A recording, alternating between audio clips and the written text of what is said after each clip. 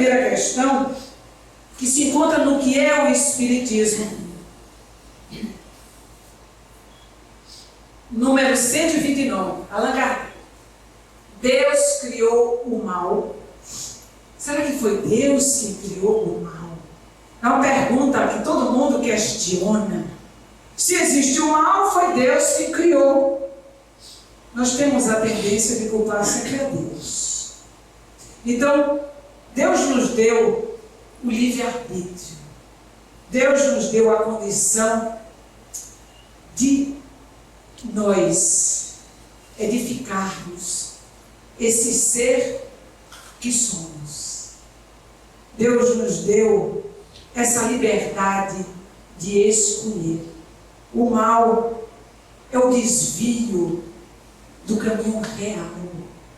Só o bem permanece e só o bem permanecerá. Mas quando nós nos desviamos do caminho do bem, nós precisamos passar por esses caminhos tenebrosos, por esses caminhos repletos de pedras, e as pedras fomos nós que colocamos. E cada pedra que a gente colocou, a gente vai ter que retirar.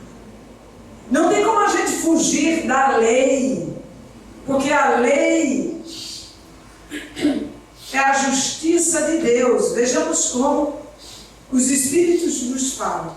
Deus não criou o mal, mas estabeleceu leis. E essas leis são sempre boas, porque Ele é soberanamente bom. Aquele que a observasse fielmente seria perfeitamente feliz. Mas os Espíritos, tendo seu livre-arbítrio, não as observaram sempre. E o mal resultou-lhes pelas suas infrações a essas leis. Podemos dizer, eu não acredito em Deus. Primeiro, a ideia de Deus é inata no homem. A lei de Deus está escrita em nós. E não temos como fugir dessa lei. Por mais que fujamos da lei de Deus, ela nos pega. Porque a consciência vai nos mostrar. E as criaturas se iludem. Fogem de Deus, mas terão que retornar. Terão que fazer o caminho de volta, e quanto mais distante estivermos, mais trabalho teremos para voltar à casa do Pai. Eu não me canso de falar, porque é linda aquela parábola de Jesus. Não vamos repetir essa parábola hoje, mas é muito linda porque representa exatamente a lei de Deus. Aquele filho que sai de sua casa. Nós saímos de quem? Deus nos criou. Nos criou por amor, porque Deus é soberanamente bom e justo. Então, nós fomos criados por amor. Deus nos ama profundamente, mas nós nos rebelamos com suas leis. Fugimos, distanciamos de Deus. Poderíamos caminhar mais retamente? Sim. Tem espíritos que caminham mais rápido, porque faz as escolhas melhores. Então essa de dizer, eu estou assim porque Deus quer, isso é transferência e culpar Deus. A gente tem mania de culpar Deus. Ou culpa Deus, ou culpa o vizinho, ou culpa a mulher, ou o marido, ou o filho. A gente tem mania de culpar alguém. Alguém tem que ser o culpado dos nossos problemas. Mas as situações difíceis que chegam até nós, foram nós que construímos. É aquela pedra que eu botei lá atrás. E o que eu tenho que fazer? Eu tenho que perceber que eu botei uma pedra. Eu tenho que voltar. A gente pensa que já está lá na frente, né? Mas a gente deixou uma pedra e alguém tropeçou naquela pedra lá atrás. E o que eu tenho que fazer? Outro vai ter que tirar minha pedra? Não. Você vai ter que voltar. Você volta e você mesmo tira a pedra. Ou então, se você não quiser tirar a pedra, pela força divina, você vai voltar você ver como é bom. Porque outro tropeçou, você deixou a pedra lá, outro tropeçou, agora você tropeça. Não é a lei de castigo, não. É a reeducação das almas.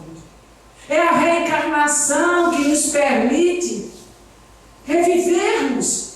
É o presente divino que nos dá para nós revivermos, para melhorar, para aprimorar, para crescer, para nos redimir do nosso passado culposo. Então, se nós observássemos fielmente as leis divinas, então qual é a receita da felicidade? É muito fácil. Não tem muito o que falar. Se perguntarmos aqui, qual a receita então para ser feliz? Responderíamos apenas, seguir a lei de Deus. Aí muitos diriam, mas é muito fácil, como disse aquele homem na passagem com Cristo, aquele homem que já tinha um amor a Jesus. Lembra daquela passagem que tem do mancebo, aquele jovem rico, que encontra Jesus no meio do caminho? Ele acreditava que já possuía o conhecimento necessário e a observância das leis antigas. Mas Jesus mostrou para ele que ele ainda não tinha condições, porque Jesus sabia o apego dele aos bens materiais e foi logo no ponto. As pessoas ficam com raiva quando os espíritos bons tocam logo no ponto, mas os espíritos tocam logo na minha ferida. A tua ferida é a mácula que tu precisa perceber que tem para trabalhar. É a pedra que tu deixou lá atrás que tu precisa voltar para recolher. E Jesus, sabendo que aquele homem era apegado aos bens materiais, disse: deixa tudo, não querem me seguir, porque aquele homem prometeu que queria seguir Jesus, né? Se está preparado para me seguir, vamos comigo. Jesus não disse a ele, você não vai. Jesus simplesmente disse para ele, deixa tudo e segue-me. Conta o Evangelho que o homem ficou muito triste. Tem até umas passagens, umas imagens muito interessantes na internet, que mostra aquele mancebo com a cabeça baixa, tão tristonho. Ficou triste porque ele não queria deixar tudo que ele possuía. Porque ainda o seu coração estava apegado às questões materiais. Quantas vezes nós estamos apegados às belezas fictícias do mundo e nós deixamos de lado as belezas espirituais. Nós optamos pela nossa escolha, pelo livre-arbítrio que foi concedido por Deus, pelos bens materiais, e deixamos o que é mais precioso para trás. Iremos responder por isso? Iremos. E a resposta virá para nós mesmos, na nossa consciência, quando lá acordarmos no mundo dos espíritos.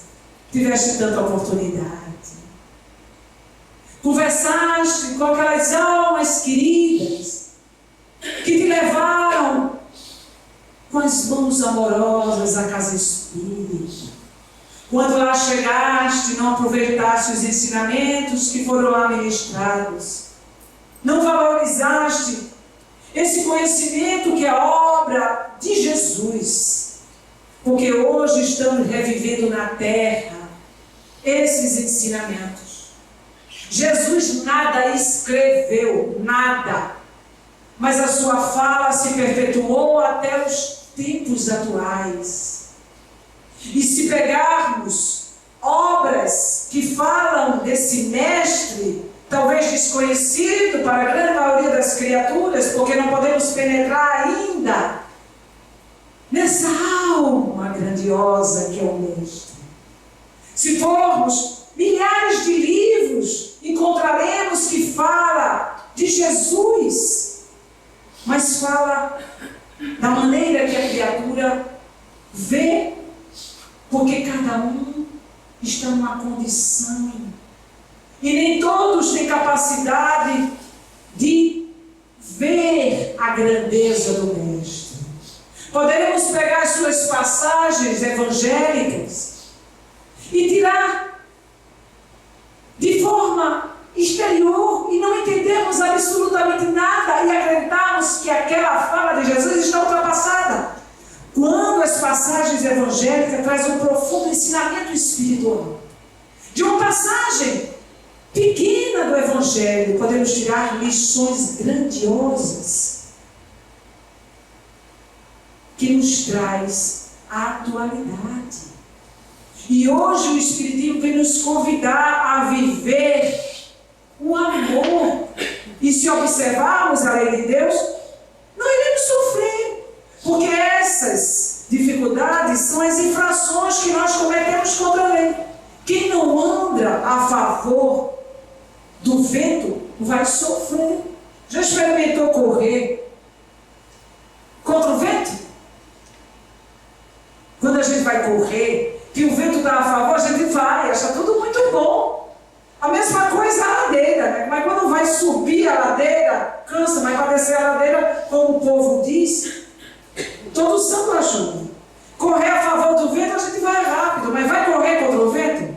E quando nós estamos na contramão, vai dar problema para nós, primeiramente, e para os demais. Porque nós vamos atropelar os outros seres. E cada criatura que a gente atropela, a gente se responsabiliza com ela. São dívidas acumuladas para posteriores encarnações. São débitos que nós estamos guardando, são sofrimentos que nós estamos causando a nós mesmos.